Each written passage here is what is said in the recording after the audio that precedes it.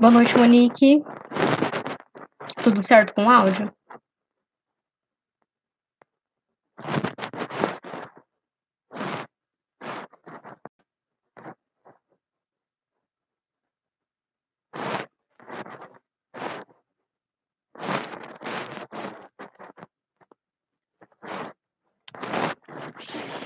Boa noite, Nayara.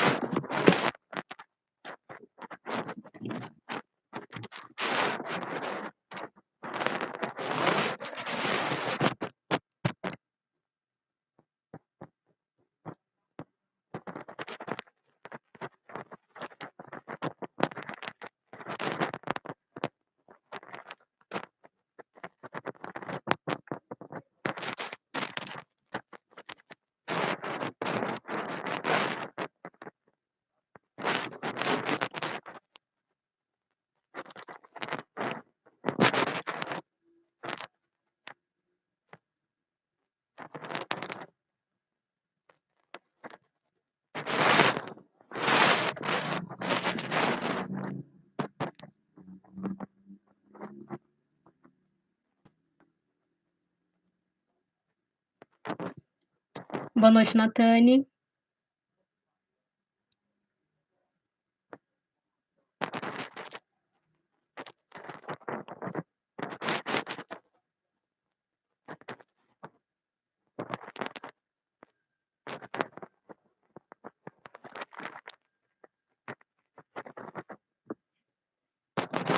Boa noite, Maria Tereza.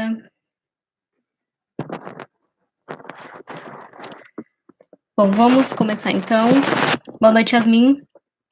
Já deu, né, às 19h30. Então, hoje vai ser o nosso primeiro encontro, né, nesse novo formato. Então, a gente fica aqui até às 20h50. Eu acredito que vai ser melhor para a gente conseguir explorar o nosso texto, né, de uma forma mais tranquila, porque os 40 minutos, pelo menos eu achei muito curto, assim, se a gente comparar com a quantidade de aulas presenciais que nós tínhamos, né? Mas vamos ver como será. Eu coloquei no Drive também o texto já da próxima semana. Eu acredito que hoje a gente vai conseguir entrar nele já também, tá? Por conta desses 80 minutos que nós temos agora, tá bom? Então, né, vamos ver como será, mas eu acredito que a gente já vai conseguir finalizar a Idade Média e pelo menos iniciar a Idade Moderna. Mas vamos ver como que vai ser. Então, na semana passada, nós começamos, né, a Idade Média, nós vimos ali os principais filósofos da patrística e da escolástica, como que cada um contribuiu ali para o desenvolvimento dessa filosofia cristã. Nós vimos que, apesar de algumas diferenças pontuais, de alguns discordarem, de se unir com a fé com a razão, no geral, foi uma filosofia marcada. Quem que tá na conta do Ricardo? Me avisa, por favor.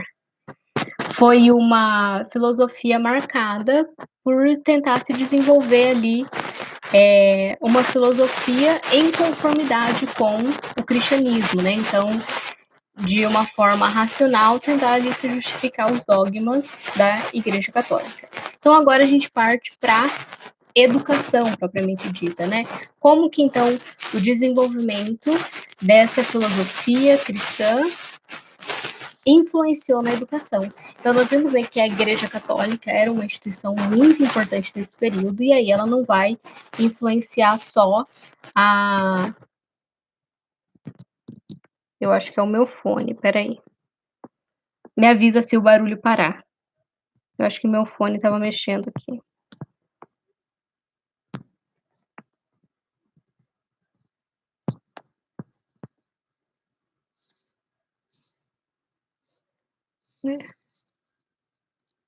Me avisa se continuar, tá?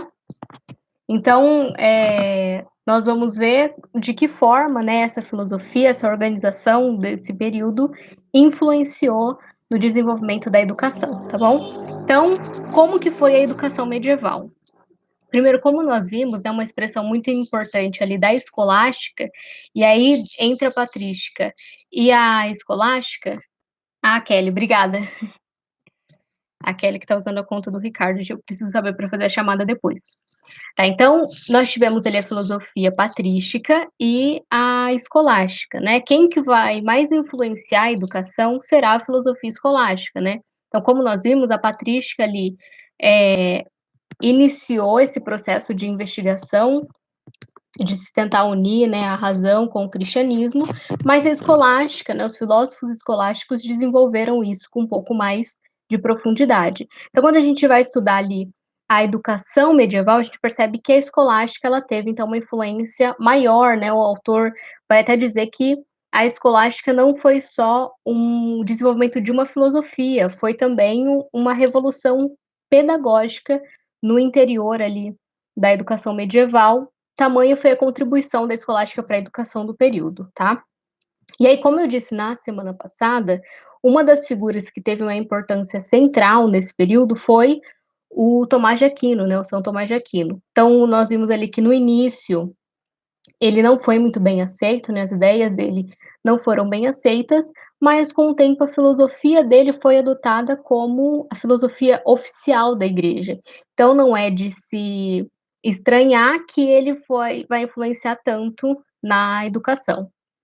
Então, na exploração do texto ali, o autor ele divide didaticamente a corrente pedagógica em 2 partes, né. Por que didaticamente? Porque são questões puramente para se estudar melhor, né, ao invés de você estudar a educação ali como um todo, ele divide em 2 partes para esse processo de estudo ser facilitado. Então, ele começa ali pelos pressupostos teóricos, a visão de mundo, a organização social, ele faz ali uma retomada histórica, né, de como que era de como que estava estruturada a educação, e aí depois explorar ali a relação entre o indivíduo e o conhecimento, né, então como que os escolásticos viam essa relação entre o indivíduo e o conhecimento. Primeira coisa que a gente precisa saber, que na Idade Média já havia um ensino formal estruturado. Então, como eu disse na semana passada, existiam escolas, né, universidades medievais, que era justamente onde os membros ali do clero estudavam, né, onde os membros da nobreza também podiam, se quisessem, se dedicar a esses estudos para se tornarem membros ali do clero. Então era ali que essa classe era educada dentro dessas escolas e universidades, então já existia aí essa estruturação formal de um ensino.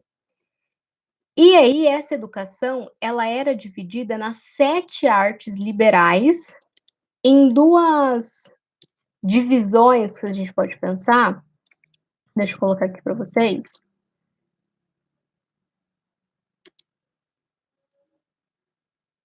Hum. 2 divisões de conteúdo, vamos pensar assim. Então, o trivium e o quadrivium, tá? Então, no trivium, nós tínhamos ali o desenvolvimento da gramática latina, né? Vamos lembrar, apesar do latim não ser uma língua que era dominada por toda ali a população, as missas, né, elas eram rezadas em latim, eles tinham essa tradição, né, de estudar em latim. Então, o trivium, dentro do trivium nós tínhamos a gramática latina, a retórica e a dialética, e no quadrivium, aritmética, geometria, astronomia e música. Então era dentro dessas 7 artes liberais que o ensino na Idade Média era desenvolvido. Ok. Nós vimos então brevemente como que era a estruturação desse ensino, para onde que o autor do nosso texto parte depois, né? Ele vai começar justamente a fazer essa retomada ali de como que era brevemente estruturada a sociedade medieval, mostrar também a visão de mundo dessas pessoas, né? Para a gente entender então o desenvolvimento da educação. O sentido da escolástica, então, é o próximo subtítulo, e aí ele vai explicar, então, como que a escolástica, como que essa forma de ensino, que era um ensino formal dentro dessas universidades e escolas católicas, era pensado. Então, primeiro que o termo escolástica deriva de escola, né, de um nome da palavra em grego, que tem ali vínculo com isenção de labor. E por que que isso é importante? Justamente porque, como nós vimos, não é toda a população que vai ter acesso a essa educação, por 2 motivos. Primeiro, quando a gente pensa ali na isenção de labor, vamos lembrar novamente como que era dividida, né, as classes dentro da Idade Média. Então nós tínhamos os servos, os nobres e o clero. Os servos, eles tinham a possibilidade de ter isenção do labor, ou seja, de não trabalhar? Não, eles não tinham essa possibilidade. Era justamente com o trabalho deles, né, que eles podiam ali dentro da terra, né, que era cedida pelo senhor feudal, produzir para dar essa produção para o senhor feudal em troca desse pedaço de terra e de proteção. Então, só por isso, a gente já consegue identificar que não era uma educação estruturada para todos, mas serão outros fatores. Nós veremos depois como que isso ocorria, mas para desenvolver o ensino da escolástica era necessário o estudo dos clássicos. Vamos pensar só ali na formação, né, dessa classe. Então nós vimos ali que os filósofos, eles resgataram os filósofos da antiguidade, né? Então, a filosofia clássica, eles se dedicavam ao estudo da Bíblia. Então, você precisava ter acesso a essas obras. Elas estavam disponíveis para todos? Não, por 2 motivos. Primeiro, ainda não havia sido inventada a imprensa, né? Por que que isso contribui? A imprensa, depois que a imprensa foi inventada, né, e passou a ser utilizada pela humanidade, nós temos a possibilidade, né, de fazer impressão com uma facilidade muito maior. Nesse período não havia essa possibilidade. Nós tínhamos, inclusive, dentro ali da Idade Média, uma profissão, podemos chamar assim, que era dos copistas, que eram responsáveis justamente por copiar essas obras à mão. Então, primeiro fato é isso, né? Essas obras elas eram produzidas de forma artesanal, então você não tinha muitas cópias. E depois que elas ficavam ali armazenadas nos mosteiros, conventos, mais tarde elas vão também para as universidades, mas não eram ambientes que todos podiam frequentar, tá? Então, isso só mostra ali o quanto esse ensino era de fato estruturado para apenas uma classe poder participar dele. E como que era a forma central de ensino, então, dentro da escolástica? De um lado, você tem a figura do escolástico, ou do mestre, né, que ali naquele processo, ele é o único que tem esse conhecimento, ele é o único que tem acesso a essas que teve acesso a essas obras, o único que estudou essas obras. Então você tem, de um lado, ele, que detém todo o conhecimento, e de outro, os educandos, que estão ali justamente para aprender o que os mestres vão passar. Então era dessa forma que as aulas, né, eram ministradas ali dentro das escolas cristãs. Sempre a figura de um mestre, que era quem detinha o conhecimento, e de outro educando que ia aprender aquilo que o mestre ia passar para ele.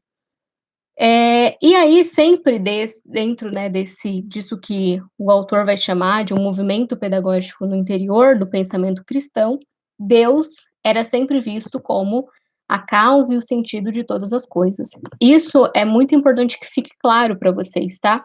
Apesar de haver esse desenvolvimento da razão, de tentar conciliar o cristianismo com a razão humana, a fé ainda é o principal. A razão, ela é secundária nesse processo. Tanto que se a gente pensar ali nesse processo de reinterpretação dos clássicos, ou seja, você pega o Aristóteles, mas você não acredita naquilo que o Aristóteles está falando. Você reinterpreta essa filosofia para que ela entre em conformidade com o cristianismo. Então, o cristianismo, a fé, a crença em Deus, ela vai ser mais importante que a razão. E aí depois a gente parte pra visão de mundo. No slide eu coloquei para vocês uma citação que tem nesse capítulo que nós estamos estudando, tá, educação e medievalidade, e é muito importante que a gente, entenda essa visão que o homem medieval tinha para entender por que que ele aceitava, né, essas imposições, da igreja. Como eu disse lá antes da gente começar a estudar, né, a Idade Média, Nós não devemos ficar fazendo julgamentos. Mas quando a gente olha para como que a igreja era autoritária, é um pouco difícil de entender também por que que as pessoas aceitavam. Era justamente pela crença que elas tinham. Então, olha só essa citação, que vai nos dizer exatamente como qual que era ali a visão que eles tinham do mundo nesse período. Então, ó, é redondo como uma bola e comparável a um ovo. Na beira externa há uma casca, na beirada, desculpa, na beirada externa há uma casca, o céu, que envolve o ovo inteiro. Debaixo dela situa-se, à semelhança da clara do ovo, o éter puro, que serve de envoltório para todo o ar em movimento, exatamente como a clara encerra a gema. Na parte mais central, correspondente ao germe, está a terra. No centro da terra situa-se o inferno, repleto de fogo e enxofre. Sua forma dilata-se na parte inferior e estreita-se na superior. A região mais central chama-se Érebo e é habitada por dragões e serpentes que vomitam fogo. Então, por que que o autor coloca nessa citação para mostrar a visão de mundo do homem medieval? Porque ela vai ser de extrema importância para a gente entender o desenvolvimento da educação. Então, eles realmente acreditavam que eles viviam ali nessa pressão entre o céu e o inferno. E o que eles faziam em vida ia decidir o destino deles depois que eles morressem, né? Então, a vida após a morte ia depender do quanto eles haviam sido obedientes a Deus na Terra. E então, essa citação ela ilustra como que essa visão ela era importante para o homem medieval, eles realmente acreditavam nisso. E por isso a a sociedade, né, era estruturada dessa forma e eles aceitavam nascer e morrer numa mesma classe, ainda que isso, lhe causasse sofrimentos. Então, o que que qual que era o entendimento que eles tinham, né? Que o homem precisava ali da razão e do desenvolvimento da razão dentro da fé para controlar as suas paixões, ou seja, para aprender a controlar essas paixões, né? Para aprender a viver dentro dessa sociedade da forma mais ética possível. Então, como que se dava a forma de conhecimento? Como que eles entendiam que era esse processo de ensino? Então, por sermos criaturas de Deus, o homem ele desfruta de uma natureza íntegra. No entanto, o pecado original introduziu a corrupção. Então, dentro do homem tem essa integridade, por ele ser uma criatura de Deus, mas também tem essa corrupção, por conta do pecado original. Por ter esses 2 lados dentro de si, justamente por conta disso, né, apenas pelas nossas faculdades mentais, não seria possível realizar o bem.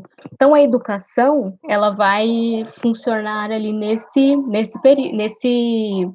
conflito, né, justamente de formação do homem, para que ele aprenda a controlar as suas paixões, para que isso leve à salvação, né. E é claro que isso também não dependia só nessa sociedade dessa formação, mas também de como eles atuavam em sociedade, né, porque se a gente pensar na educação, era só o clero que tinha essa educação, então era só eles que seriam, salvos? Não, através ali, né, do desenvolvimento do cristianismo, de se mostrar obediente a Deus, de realizar ali o seu papel dentro da sociedade, você é salvo. Então o clero, ele tinha acesso a essa educação, e o papel dele também era justamente esse, então estudar e compreender o cristianismo pela razão.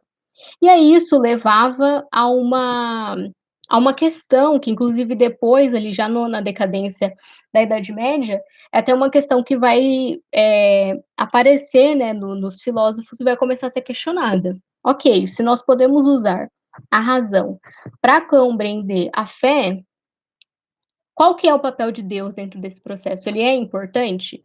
É ele que revela o conhecimento ou somos nós que, através dos nossos esforços, podemos aprender? E aí é importante a gente lembrar sempre desse termo quando a gente pensa na Idade Média. Teocentrismo, né? O que é o teocentrismo? Deus no centro de tudo. Então, apesar de se ter, sim, a utilização da razão, e apesar de alguns indivíduos ali, não sei se vocês chegaram a ver, assistir alguma parte do filme que eu disse para vocês, Em Nome de Deus, mas até no Em Nome de Deus tem a Heloísa, né, a Heloísa, ela era, se não me engano, sobrinha de um membro da igreja, do alto clero, e ela fazia esses questionamentos. Mas como essa era uma sociedade teocêntrica, Deus é o centro de tudo. Então, sim, você deve estudar e tentar buscar ali na razão a compreensão dos dogmas da igreja. Mas isso apenas é possível através do intermédio de Deus. Então, era Deus que te revela a verdade. Você apenas com a sua razão não é capaz de chegar nesse processo. E aí, dentro dessa visão de mundo que eles tinham, né? Eles acreditavam que todas as criaturas da Terra viviam dentro de uma hierarquia, a gente pode pensar assim, como se fosse uma escala de perfeição, né? Dos anjos, que são os mais perfeitos, até os corpos, que são mais imperfeitos, né? Os seres que possuem corpos ali. Então, são os mais imperfeitos. O ser humano, ele está ali no intermediário dessa escala. Por quê?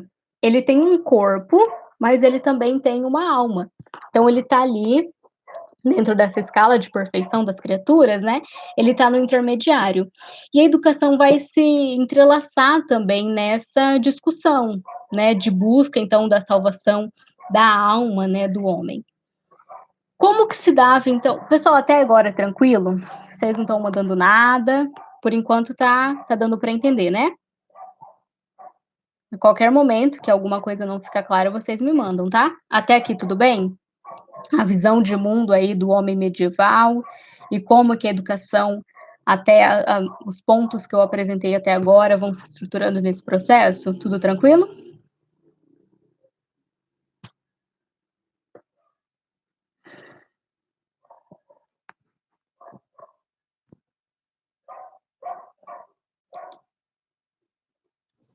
Tá, vou dar sequência então. Qualquer coisa vocês mandem aqui no chat. Então, como que se dava, né, essa relação entre a fé e a razão dentro da escolástica, né, então do ensino da Idade Média? Havia então uma tensão ali, a gente pode pensar, né, entre a fé e a razão. Então, de que forma, né, se dava esse ensino? Isso, Monique, mas até agora tá claro. É, na verdade, essas questões a gente até viu ali de forma meio superficial, né, quando a gente estava estudando os filósofos, mas de fato agora esse capítulo ele vai pontuar algumas informações. Então, havia necessidade, né, de busca na razão, um suporte para a afirmação do que vai ser chamado de autoridade da fé, né, ou argumento da autoridade, tá? Então, argumento da autoridade é um termo que vai ser desenvolvido pelo São Tomás de Aquino, numa obra dele que é a Suma Teológica, né. Então o que que é esse argumento de autoridade? Era só uma forma de, através da razão, confirmar a autoridade da fé, a autoridade do cristianismo, né. Então como que o São Tomás de Aquino, ele fazia isso? Então primeiro, ele expunha questões, que ele não acreditava, contrário àquilo que ele defendia. Então contrário ao cristianismo. Depois que ele apresentava essa questão contrária, ele apresentava os autores que defendiam a questão dessa forma. Então, apresentava uma questão que ele não concordava, depois os autores que defendiam essa questão. Para só aí depois, então, ele responder cada um desses argumentos que ele discorda com as Sagradas Escrituras ou com textos aceitos, como o Aristóteles, por exemplo, que é quem ele retomava. Então, olha só essa forma de ensino até, né, por meio desse argumento da autoridade. Não havia esse conflito entre a fé e a razão? Se a fé realmente era necessária para o desenvolvimento da razão, dentro da Suma Teológica, então, São Tomás de Aquino vai apresentar esse argumento da autoridade como que para provar a autoridade da fé, do cristianismo, em detrimento da razão. Então, primeiro, argumento que ele discorda, depois os autores que trazem esse argumento que ele discorda, e aí depois ele vai propor o que ele chama de solução, né, ou seja, uma resposta para esses argumentos. Por que que o cristianismo está certo? Por que a fé está correta? Por que que a autoridade deve se manter? E aí, para chegar então nessa conclusão, ele usava ali as Sagradas Escrituras e o texto de filósofos, né, considerado aceitos, principalmente Aristóteles, e também ali outros filósofos, né, que estudavam Aristóteles.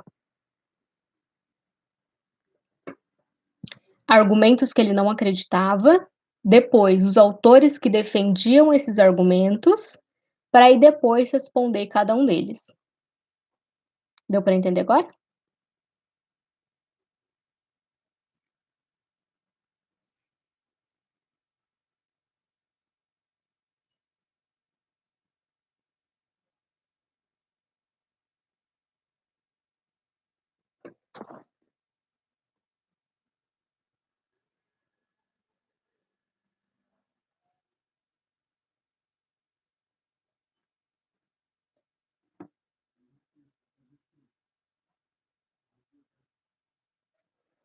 Foi, Monique? Ok. E aí, então, quando o autor do texto que nós estamos estudando, né, ele vai fazer uma análise dessa forma, de construção do conhecimento, ele vai dizer que ele tem uma potencialidade pedagógica muito grande. Por quê? Se você apresenta argumentos contrários, os autores que defendem esses argumentos, para você refutar cada um deles, você tinha que estudar os clássicos, né? Então, justamente isso que Tomás de Aquino fazia. Então, ele lia a Bíblia, ele lia a filosofia clássica para conseguir refutar esses argumentos. Então, você tem aí um potencial pedagógico gigantesco, né? De se forçar ali o estudo desses clássicos para que você estudo e a compreensão, né, desses clássicos para refutar esses argumentos. Em contrapartida, a gente tem um problema, que é justamente o problema da autoridade cristã. Então, quem está falando é mais importante do que o que está sendo dito.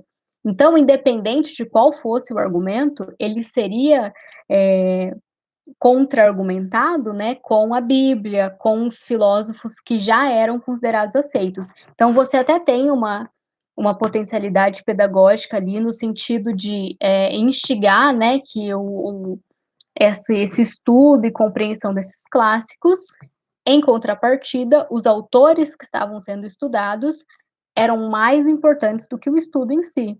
Então, se você pegasse ali é, autores que discordavam do pensamento do cristão, ele era apenas desconsiderado, né? Ele entrava aí nesses autores não aceitos pela igreja.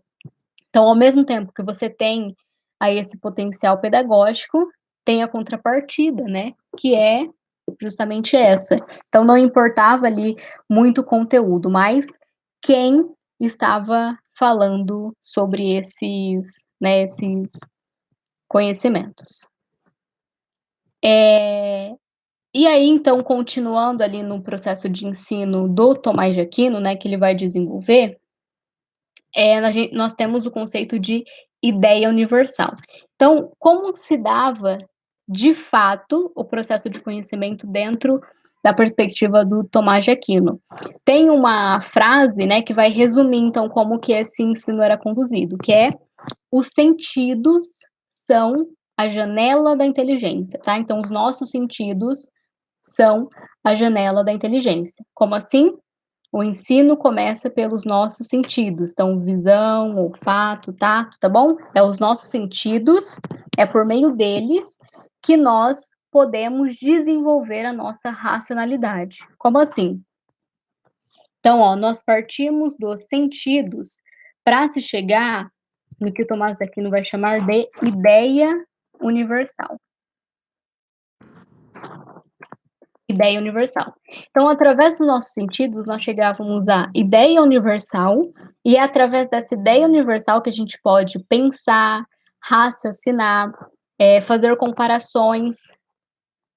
Como assim? Por exemplo, elefante. Quando eu falo a palavra elefante, vocês já conhecem esse animal. Então vocês não precisam, neste momento, ter um elefante na frente de vocês ou ter a foto de um elefante para vocês conseguirem pensar no elefante. Se eu perguntar para vocês, por exemplo, o que é maior, um elefante ou uma formiga, vocês não vão precisar comparar visualmente, colocar aqui um elefante do lado de uma formiga para conseguir fazer essa comparação. É justamente isso que o Tomás de Aquino vai chamar de ideia universal. Então, quando através dos seus sentidos você consegue aprender mesmo o mundo, você consegue então desenvolver essas ideias universais e através dela você pensa, você raciocina, você compara, mas ela sempre vai partir dos sentidos, tá? Então, começando pelos sentidos, para depois nós termos então a ideia universal, e aí, pela ideia universal, a gente vai raciocinar, relacionar as coisas entre si e chegar a novas ideias, tudo bem? Então, um resuminho aí do que nós vimos até agora. Dentro da filosofia da Idade Média, nós já tínhamos uma estrutura formal de ensino. Essa estrutura formal ela se dava dentro das escolas e universidades cristãs, dentro das 7 artes liberais, o trivium e o quadrivium. De um lado, nós temos o mestre, né, o escolástico, que é quem detém o conhecimento. De outro, nós temos o aluno que vai receber, então, esse conhecimento do mestre. Como que ele geralmente acontecia? Você propõe um argumento contrário ao que você pensa, você propõe os autores que defendem esse argumento, para depois, então, contrapor com as Sagradas Escrituras e com os filósofos aceitos pela Igreja Católica. Como que isso se dava, então, na prática? Se começava sempre pelos sentidos. Então, pelo desenvolvimento dos sentidos, a gente chegava ali à ideia universal, e é pela ideia universal que nós somos capazes de raciocinar, de relacionar as coisas entre si e de formular novas ideias. Até aqui, alguma pergunta? Alguma dúvida?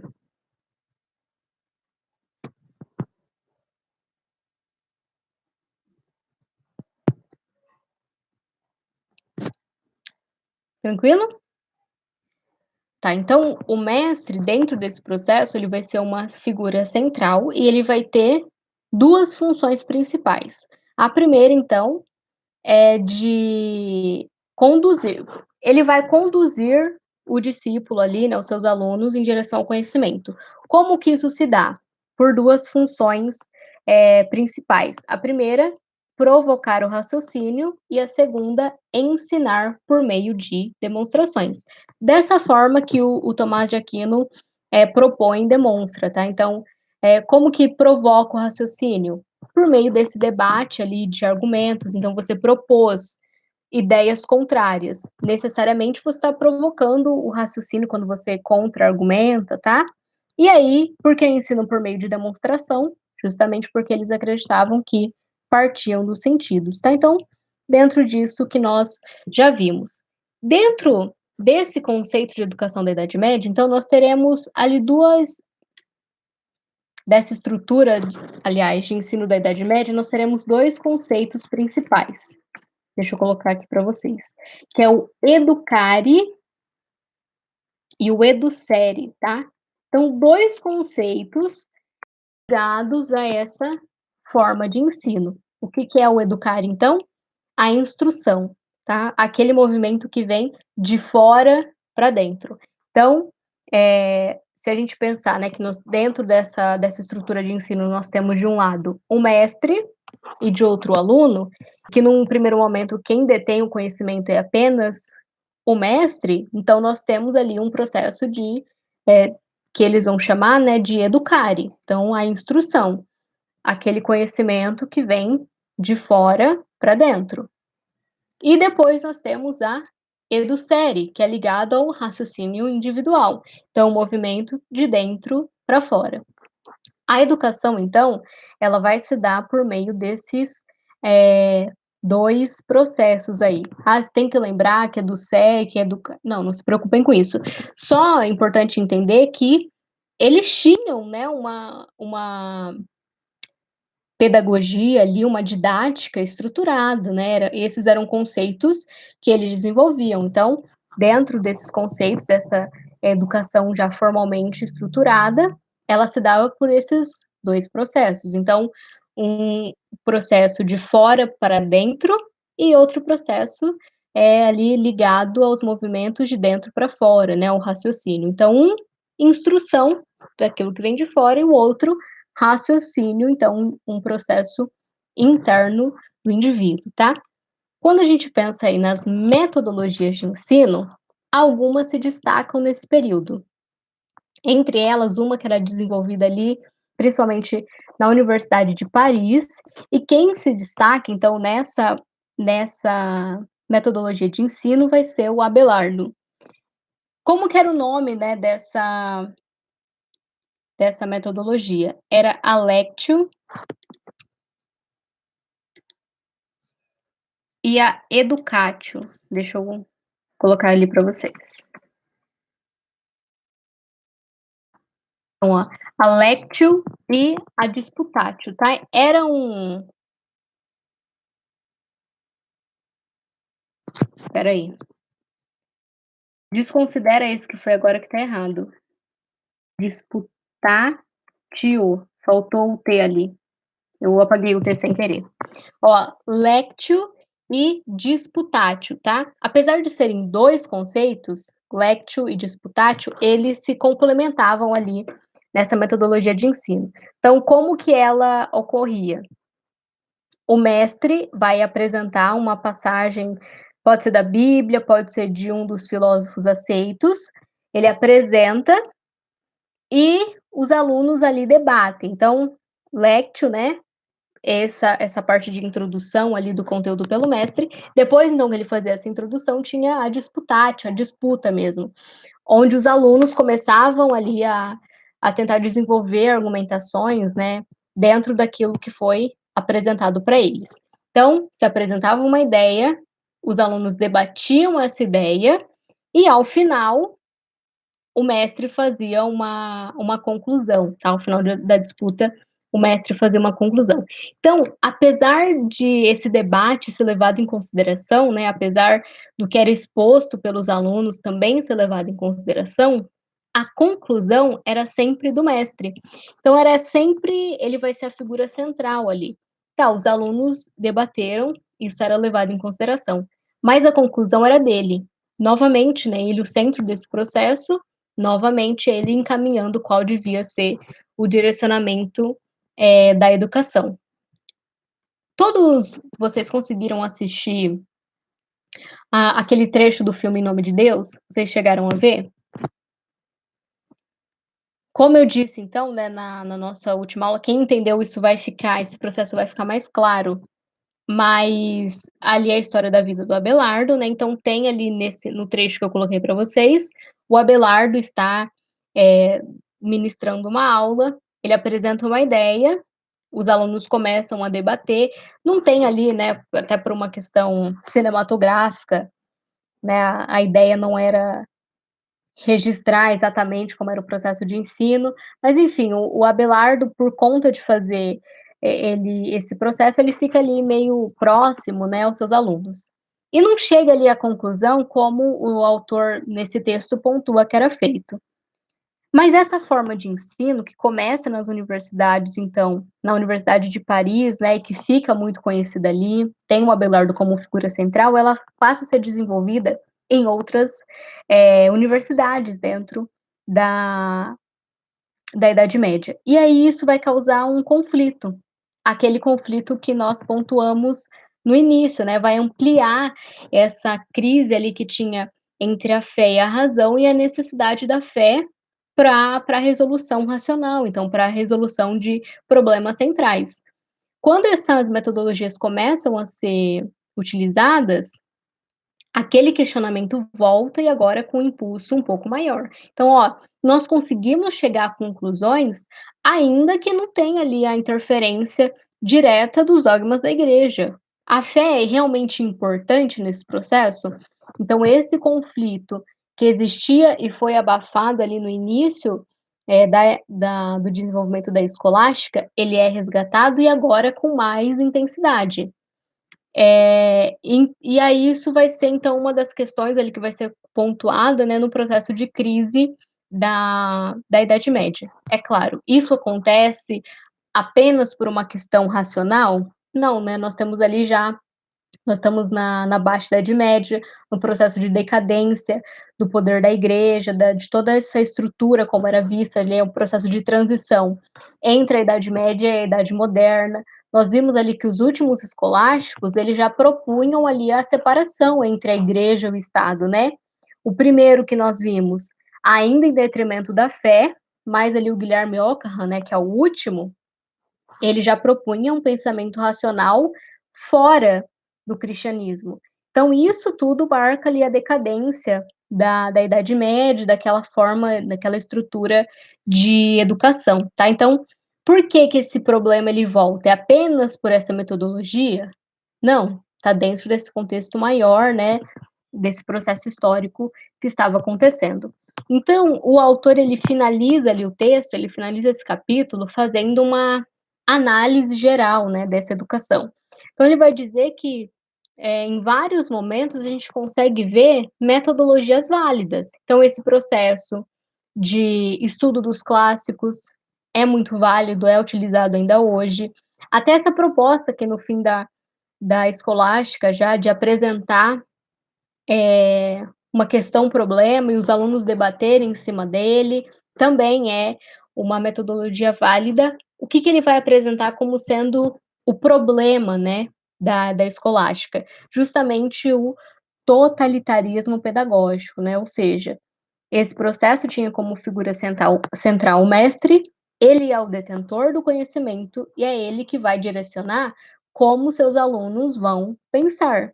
Não apenas conduzir, né, esse processo de ensino, mas fazer com que no final desse processo todos os alunos cheguem à mesma conclusão. Todos continuem ali acreditando no cristianismo e desenvolvendo sua fé. E aí ele finaliza então com essa crítica, né? Que se de um lado você tem metodologias interessantes, que ainda hoje podem ser utilizadas, o ponto ali crítico vai ser esse totalitarismo pedagógico, né? De você ter o mestre como figura central, o que ele diz é a lei, e é ele que vai conduzir o processo de ensino e até como os seus alunos vão pensar. Alguma dúvida sobre a educação medieval? Com essa ideia, então, que a gente finaliza aqui o estudo da educação medieval, ficou claro como que era desenvolvido esse processo de ensino, de que forma ali essa filosofia cristã influenciou no desenvolvimento dessa educação? Alguma dúvida?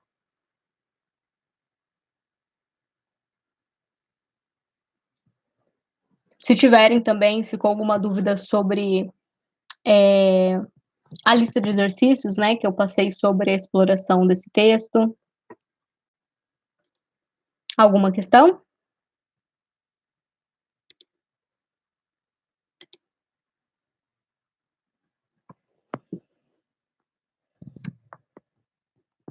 Podemos continuar?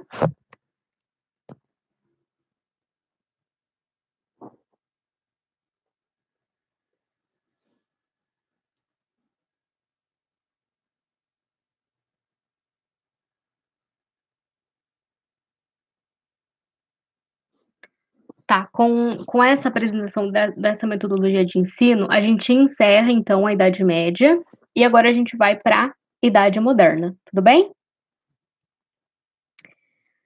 Sobre a Idade Moderna, né, nós temos ali vários eventos históricos muito importantes nesse período, que eles delinearam também novos rumos ali para a educação, né? Pensando então primeiro ali no declínio da Idade Média, desse pensamento medieval, né? Como que ele começa?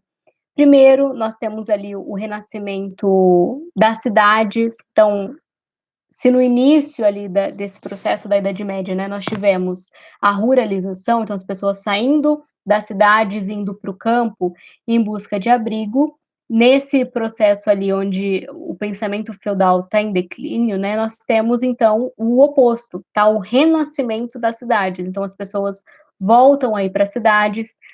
Nós tivemos também um renascimento comercial, e aí nós temos um desenvolvimento muito importante, que é o desenvolvimento da classe dos burgueses, né, então os burgueses ali conseguiram fazer um acordo com os reis e ter ali entre os feudos, então já não era mais propriedade do senhor feudal, o senhor feudal não tinha um dizer sobre ele, né, então eles criam os burgos, que eram ali centros comerciais e por conta disso eles são conhecidos então como burgueses.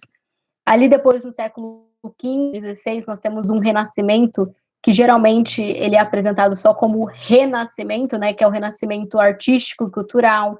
Então que nós teremos vários artistas com obras diversas ali se contrapondo ao pensamento da igreja.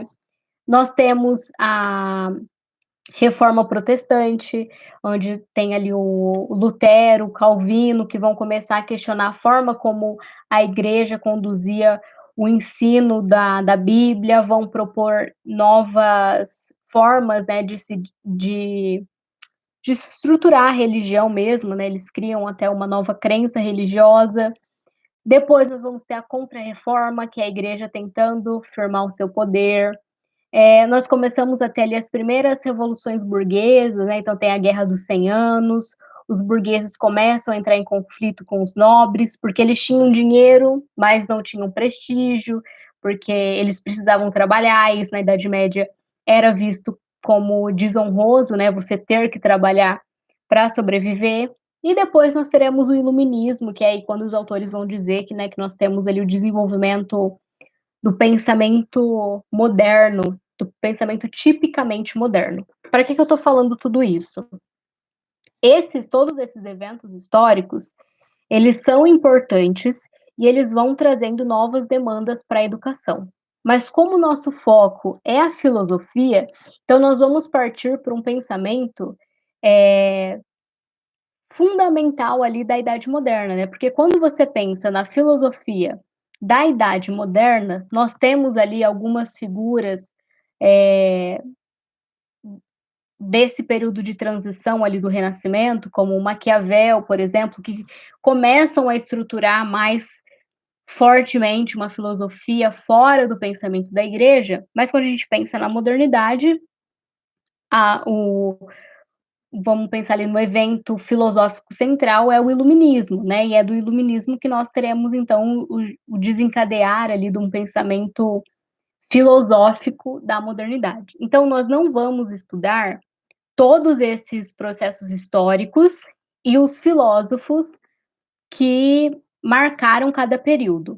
Nos slides da Idade Moderna, eu coloquei um link de um vídeo que vai tratar ali brevemente a história da filosofia desse período e vai falar então dos principais filósofos que marcaram cada processo. Então, do Renascimento, né, da Contra-Reforma, o que eles apresentavam.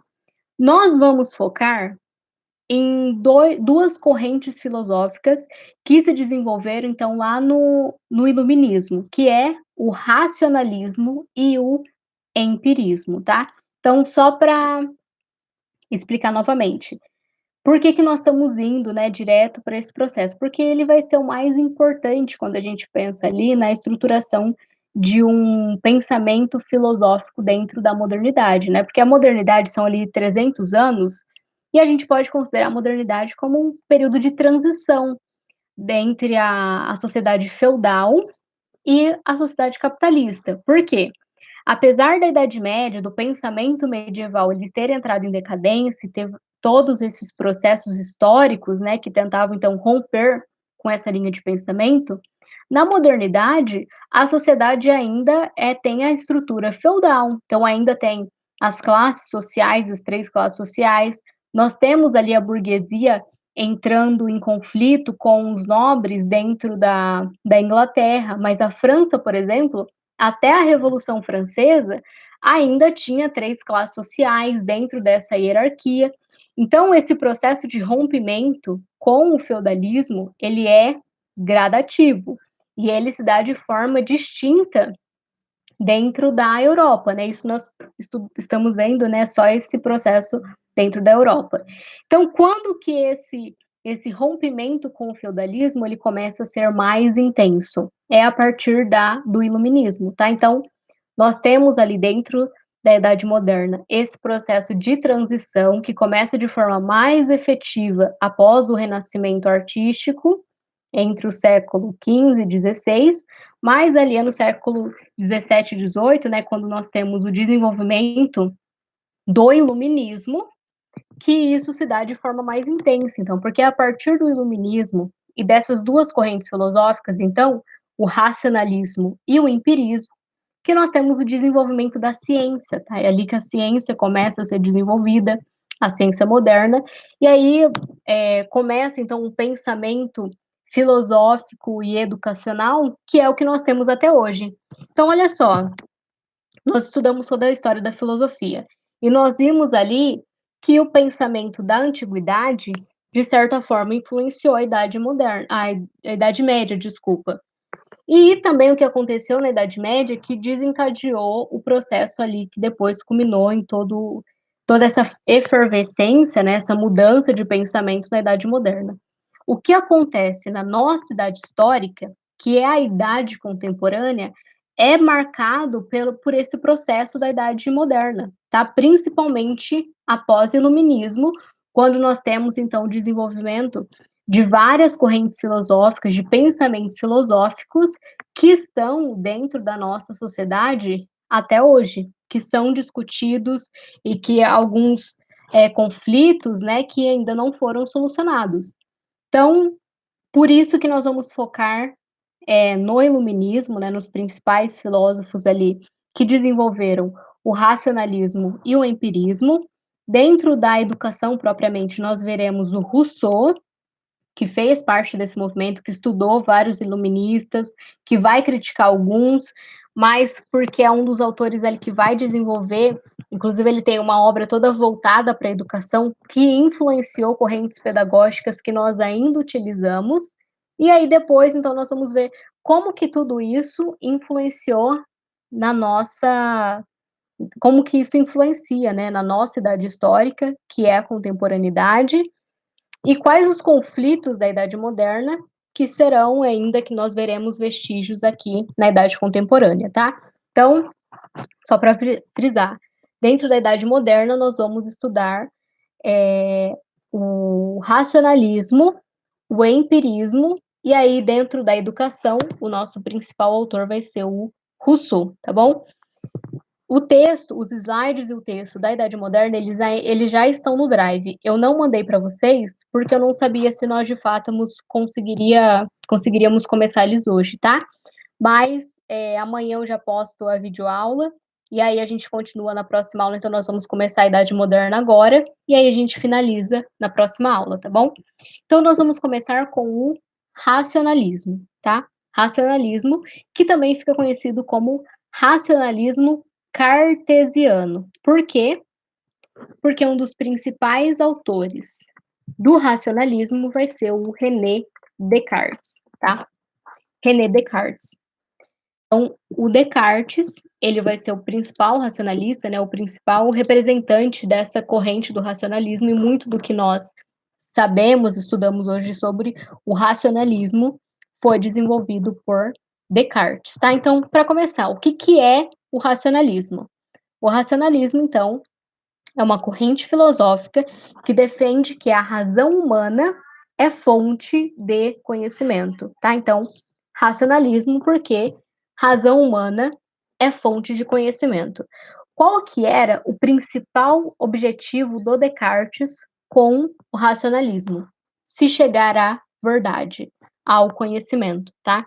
Então, Descartes, ele acreditava que através do desenvolvimento racional, do racionalismo, seria possível se chegar à verdade, se chegar ao conhecimento. Para isso, ele desenvolve um método. E por que ele vai desenvolver esse método? Ele vai dizer o seguinte, que todos os homens, né, todos os seres humanos, têm a capacidade de desenvolver o racionalismo e se chegar a conclusões válidas, né, a verdade ao conhecimento pela razão. Mas nem todos sabem fazer isso. Então ele cria um método justamente porque esse método, ele vai direcionar quais são os caminhos que o ser humano deve percorrer ali com a sua razão para se chegar a conclusões válidas, tá bom? E aí, então, quando ele busca estabelecer esse método universal, ele vai elaborar 4 regras, tá? Então, só para retomar, no racionalismo, a razão humana, então, ela é fonte de conhecimento, é através da nossa razão que a gente aprende. O Descartes, quando ele vai desenvolver, então, o racionalismo, o objetivo principal dele era chegar à verdade, né, a definição de conhecimentos válidos, e como ele vai dizer que, apesar de todos os homens serem capazes de fazer isso, nem todos sabem como fazê-lo, ele vai desenvolver um método, tá? Um método universal. Então, ele vai dizer que, seguindo esse método universal, todos os homens são capazes de desenvolver sua racionalidade e de chegar a essa à verdade, né, ao conhecimento. Então, quando ele vai desenvolver esse método, ele elabora 4 regras, tá? Ele vai elaborar essas 4 regras num livro dele que se chama Discurso do Método. Vou colocar aqui para vocês. Discurso do Método. Então, quais são as 4 regras? A primeira é a regra da evidência.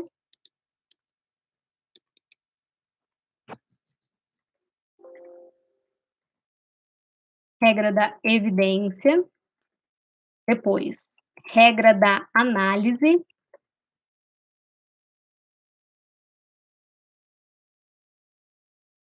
Regra da síntese e regra do desdobramento. Tá? Então, são as 4 regras que ele cria dentro do seu método universal. Então, qual que é a regra da evidência?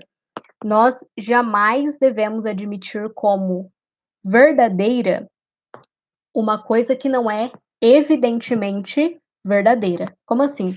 Eu não sei se vocês vão se lembrar, mas na primeira aula que a gente começou ali a explorar, né, o que que era filosofia, o que que é o pensamento filosófico, a especulação filosófica, eu falei do Descartes, né, que é conhecido como o pai da dúvida.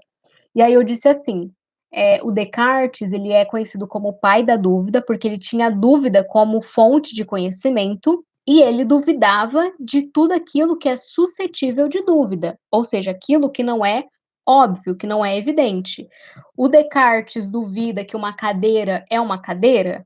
Não, isso não é uma dúvida plausível, né, não é uma questão racional.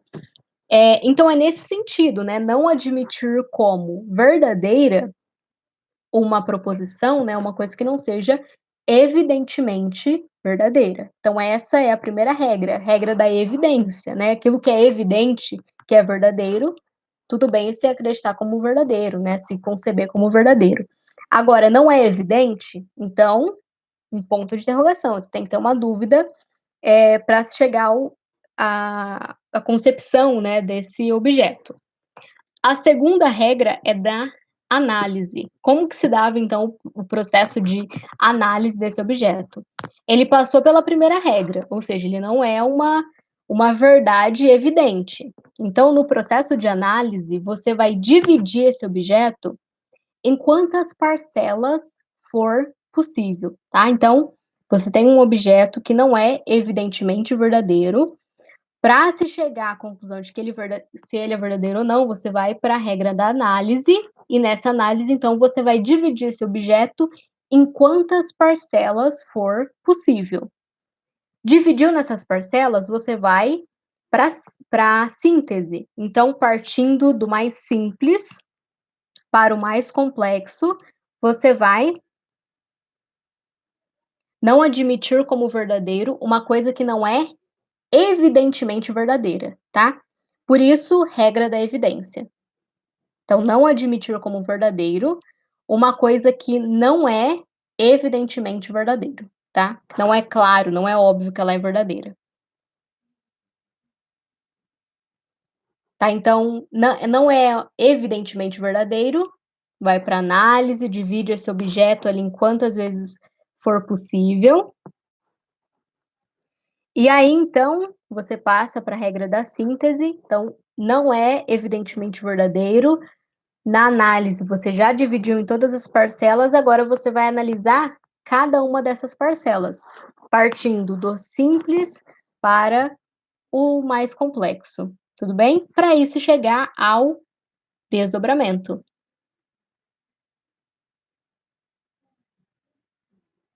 Ok. Então, por isso que o Descartes ele fica conhecido como o pai da dúvida, porque ele tinha esse processo mesmo de pegar o seu objeto, aquilo que, né, se ele pega aquilo como objeto de estudo, é porque não é evidentemente verdadeiro. Na análise, ele vai dividir em quantas parcelas forem possíveis. Na síntese, ele vai analisar essas parcelas, então, partindo ali dos pensamentos mais simples, né, para os mais complexos, até se chegar então aos desdobramentos, né, a conclusão, onde você atesta se o seu objeto é verdadeiro ou não. Tudo bem?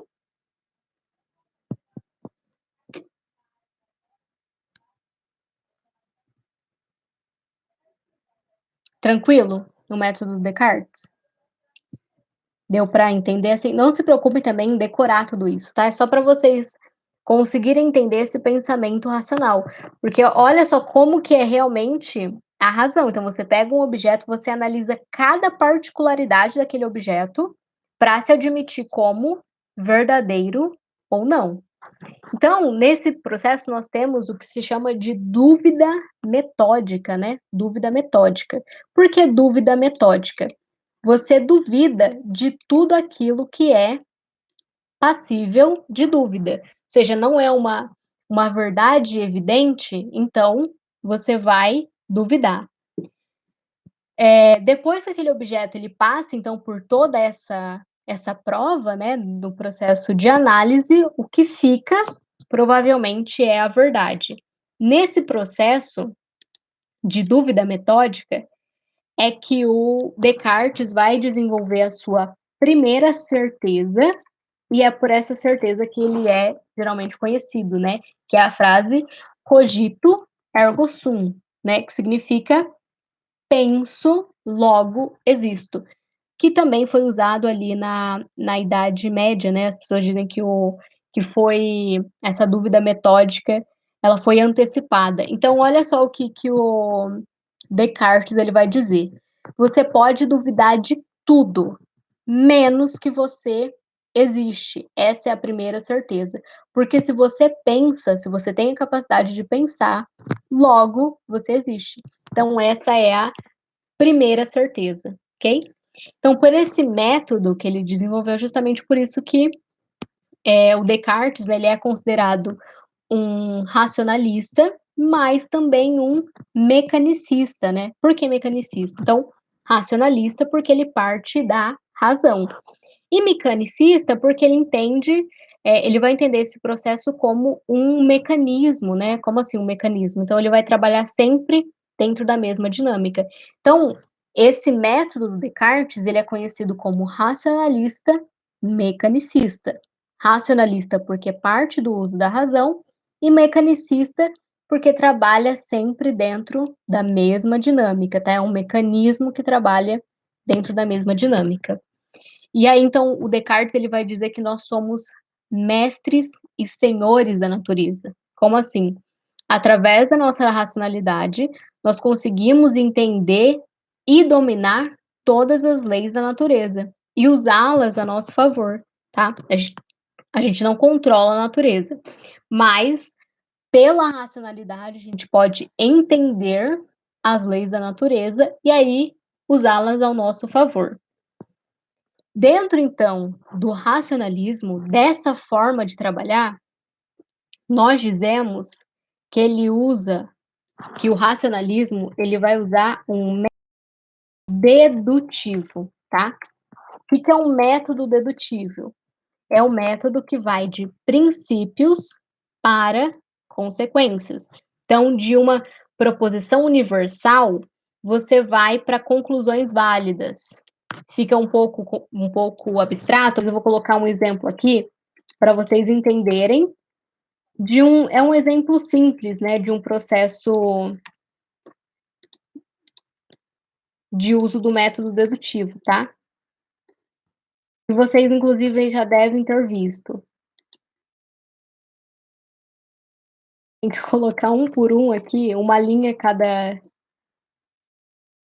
fala, senão fica tudo junto. Ó, esse é um exemplo do método dedutivo, tá?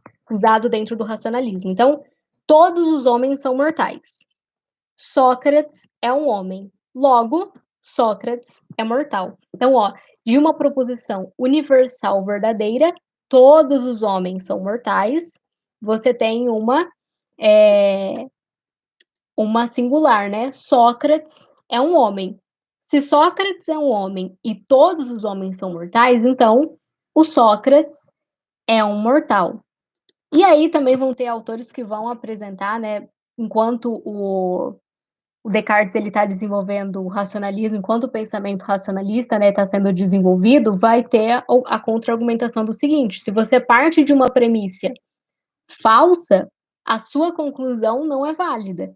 Então, se a premissa fosse todos os homens são imortais e Sócrates é um homem, logo Sócrates é imortal, estaria errado, tá? Então, isso acontece dentro do desenvolvimento científico da modernidade, e depois, inclusive, quando a gente for estudar a idade contemporânea, vocês vão se lembrar disso, se lembrem disso quando eu for falar sobre é, a crise da modernidade, tá? Então, a crise da modernidade, alguns autores vão apontar justamente dessa forma, tá? Que os métodos científicos que foram desenvolvidos nesse período, eles eram facilmente refutados.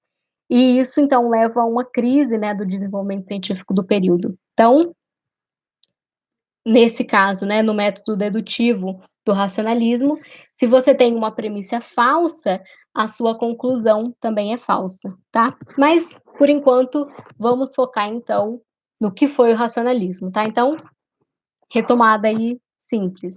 O racionalismo foi então esse processo de desenvolvimento, né, da racionalidade humana como forma de se chegar ao conhecimento. O principal autor aí desse processo, o principal representante, né, da filosofia racionalista será o Descartes, e o Descartes queria então chegar à verdade, tá? Chegar ao conhecimento verdadeiro. Para fazer isso, ele vai criar então um método universal, porque ele vai dizer que todos os homens são capazes de desenvolver a racionalidade, se chegar a conclusões válidas pela racionalidade, mas nem todos sabem como fazer isso. Então, para facilitar esse processo, né, para fazer com que todos os homens sejam capazes de desenvolver esse pensamento racional, ele vai propor um método universal. Então, se todos os homens seguirem esse método universal, ele vai chegar à verdade. Como que era esse método universal? Então, tem que lembrar das 4 regras?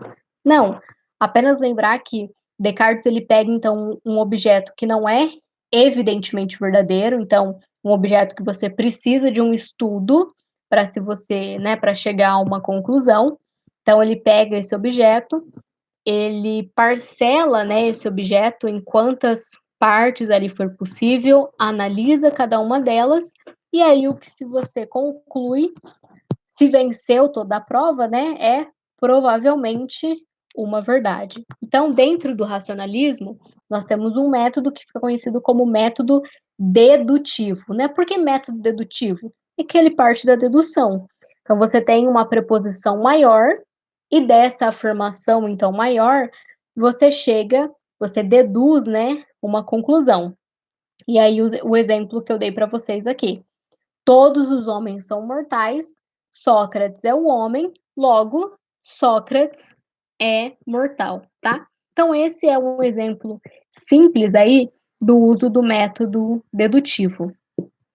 Alguma pergunta sobre o racionalismo? Deu para entender aí, talvez até com essa síntese fica mais claro ali os principais pontos do racionalismo, mas deu para entender o que é o racionalismo? Como que ele se desenvolve?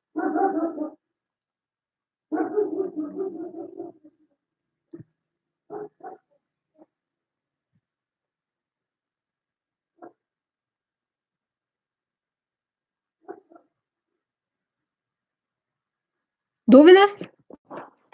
Podemos passar para o empirismo?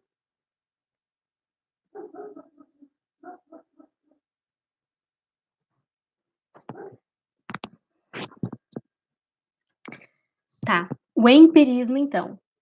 Assim como o racionalismo, né, geralmente apresentado como racionalismo cartesiano, porque o Descartes é o principal autor, no empirismo ele geralmente é apresentado como empirismo inglês. Por quê? Ele é desenvolvido principalmente na Inglaterra. E aí, vou colocar aqui para vocês os principais representantes do empirismo. No empirismo, então, como ele é desenvolvido ali na Inglaterra, nós temos mais autores, né? Então, o Francis Bacon, desculpa, o Francis Bacon, o Thomas Hobbes, o John Locke, o George Blackie e o David Hume, tá? Então, esses aí são os principais. Não é Hobbes, é Hobbes. Thomas Hobbes.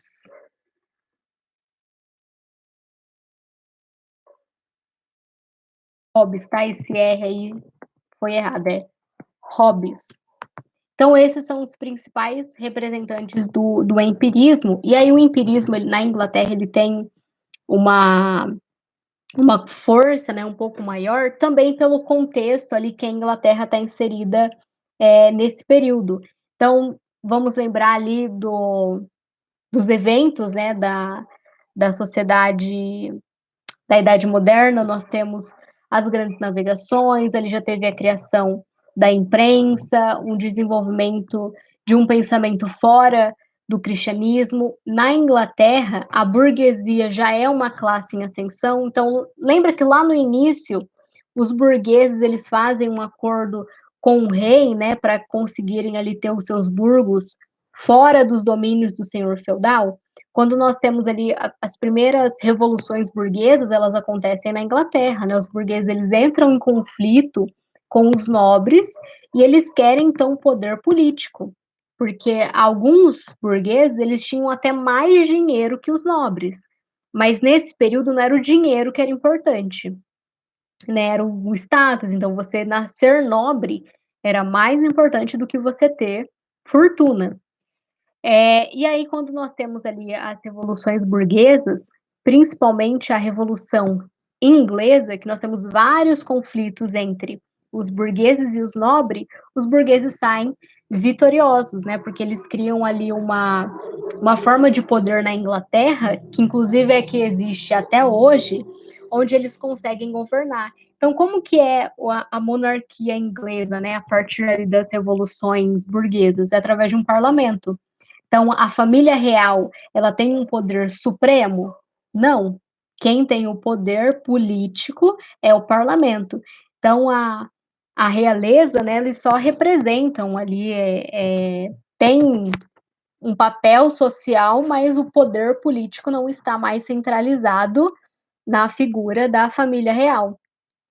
E é assim, é até hoje, né? Então, os burgueses da Inglaterra foram os primeiros ali na Europa que fizeram essa revolução para conquistar o poder político, e isso depois vai se espalhar ali por outros países da Europa, tá? Por que eu estou falando sobre isso? Porque o empirismo ele vai influenciar na política e ele vai ser considerado como uma corrente filosófica própria da burguesia. Então, vimos que o racionalismo tinha, então, a razão humana como fonte de conhecimento. Como que o empirismo, então, o que o empirismo vai defender? Justamente o oposto, que o conhecimento provém dos sentidos, tá? Então, o empirismo, ele vem de experimentação. Então, através dos seus sentidos, né, você observa o mundo ao seu redor, você experimenta, né, entra em contato ali com o mundo através dos seus sentidos, e é através disso, então, que você vai desenvolver, vai conhecer. Enquanto no racionalismo nós temos o método dedutivo, dentro do empirismo nós temos o método indutivo, tá? Indutivo. O que o método indutivo vai defender, então? A observação e a aplicação prática da ciência. Então, Através de observação, você chega a uma conclusão. Também vou colocar um exemplo aqui para vocês, ó.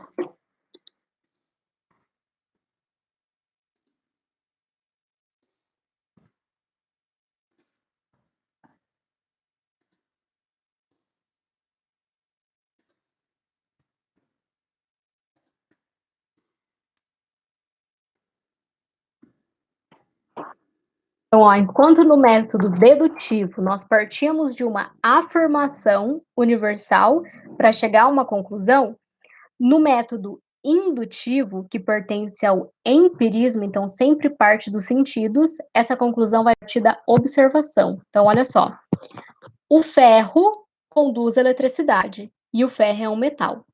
O ouro conduz a eletricidade e o ouro é um metal. O cobre conduz a eletricidade. O cobre é um metal. Logo, os metais conduzem eletricidade. Fica claro a diferença do racionalismo e do empirismo por esses exemplos de como se desenvolvia o método. Então, ó, no racionalismo parte da razão. Então, todos os homens são mortais, o Sócrates é um homem, logo, Sócrates é mortal. Agora, aqui no empirismo, não, se parte da observação. Então, eu observo que o ferro conduz a eletricidade. E o ferro é um metal. O ouro também conduz a eletricidade. E o ouro é um metal. O cobre também conduz a eletricidade. E o cobre também é um metal. Pela observação, então, desse fenômeno, eu chego à conclusão de que os metais conduzem eletricidade. E aí, dentro do empirismo, nós temos ali um pensamento que vai resumir, então, como eles acreditavam que estava o processo de apreensão do conhecimento, que é nada está no intelecto que não esteve antes nos sentidos. Então, nada está na nossa razão que antes não tenha estado nos nossos sentidos. E eles vão explicar, então, né, por que eles chegam a essa conclusão. Olha só o que eles vão dizer. Qualquer homem que por um motivo qualquer tenha nascido sem um dos seus sentidos, ele não vai conseguir desenvolver ideias que partam deles. Por exemplo, uma pessoa que nasceu cega não é capaz de chegar à ideia da cor azul. Uma pessoa que nasceu sem a audição, ela não tem uma ideia do que seja o som. Então, se por algum motivo um homem não tem um sentido, ele não consegue desenvolver uma ideia desse sentido. Logo, tudo que está no nosso intelecto esteve antes dos nossos sentidos. Tudo que a gente pensa, tudo que a gente raciocina, começa pelos nossos sentidos. Portanto, é dali que o conhecimento ele começa, tá? Na política, então, como que isso chega a influenciar a política? Olha só que interessante. O empirismo, ele acaba sendo uma metodologia, né, de conhecimento individualista. Por quê? Porque você usar os seus sentidos é um processo individual, de como se dá o conhecimento para os empiristas, né? O conhecimento ele parte é do O conhecimento, Monique, para os empiristas, ele vai partir dos sentidos, tá? Então, nada está no intelecto que não esteve antes dos nossos sentidos. Então, você só aprende aquilo que você consegue visualizar e experimentar mesmo pelos seus sentidos. Então, se você nasceu sem a visão, você não consegue conceber uma ideia do que seja cor. Se você nasceu sem a sua audição, você não consegue conceber uma ideia sobre o som. Logo, então, eles chegam à conclusão de que para você conhecer, você precisa dos seus sentidos, tá? Então, o conhecimento se dá pela apreensão, né, dos sentidos, tá? Por intermédio dos sentidos.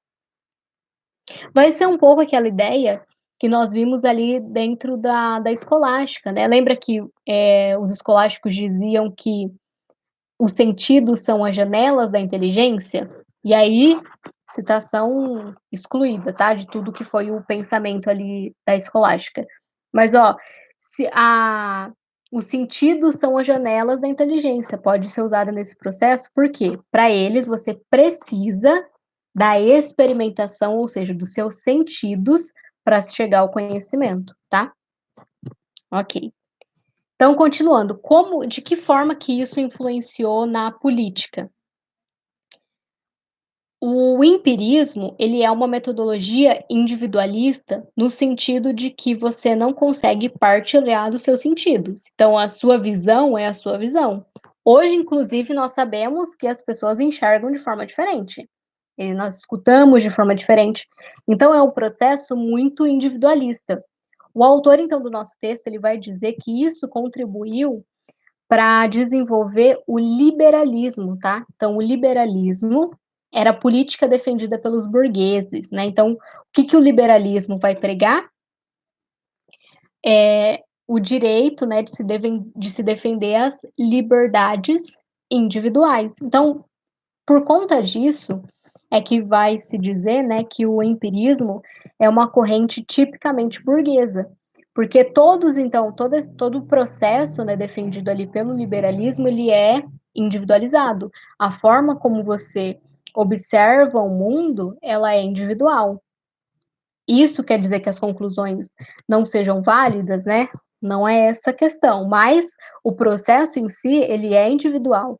A sua observação da natureza, dos fenômenos da natureza, ele é individual, e isso então contribuiu dentro do pensamento da burguesia, né, para o desenvolvimento do liberalismo.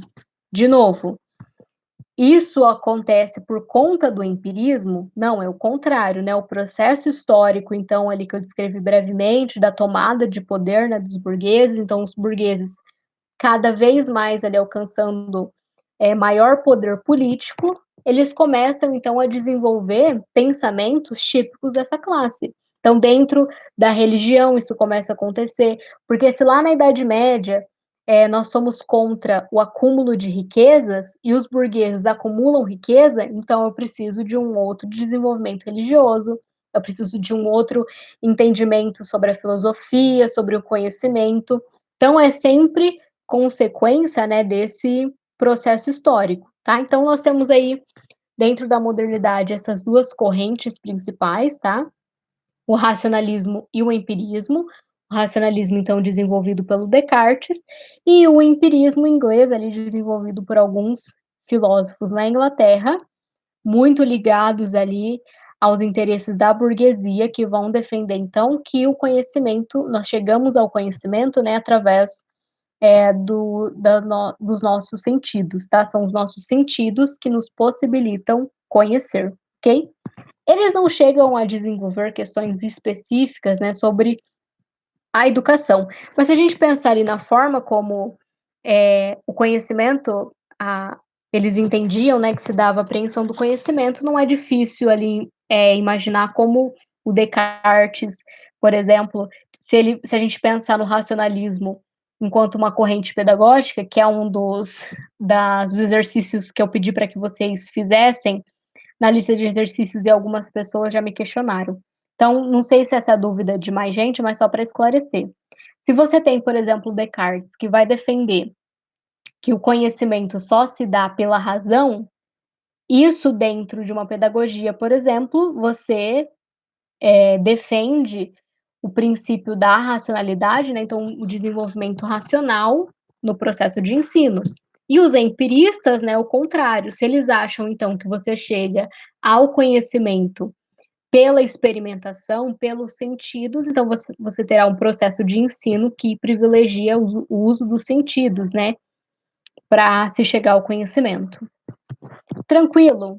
O racionalismo e o empirismo. Alguma dúvida? Nossa, já deu 20h50. Pessoal, dúvida sobre essas duas correntes? Ficou claro o que, que é o empirismo e o que é o racionalismo? Tá. Como eu disse, então, o material sobre esse conteúdo, ele já tá no Drive, tá, mas eu vou mais só pra gente já ir pra vocês já irem se organizando, nós teremos a nossa próxima live, e depois já vai ser a semana de provas, né, que vocês receberam essa semana aí, o comunicado, né, de que vocês farão provas pelo Google Forms. Então a gente vai fazer também uma revisão, tá, como nós faríamos nas aulas presenciais, antes da prova. Então, na semana que vem, nós terminamos ali a Idade Moderna com Rousseau, e aí a gente faz uma revisão para nossa prova, tá bom? Muito obrigada pela presença de vocês. Até terça-feira que vem. E aí, assim que eu postar a videoaula do nosso próximo encontro, eu já mando para vocês lá no grupo, tá bom? Boa noite e bom descanso.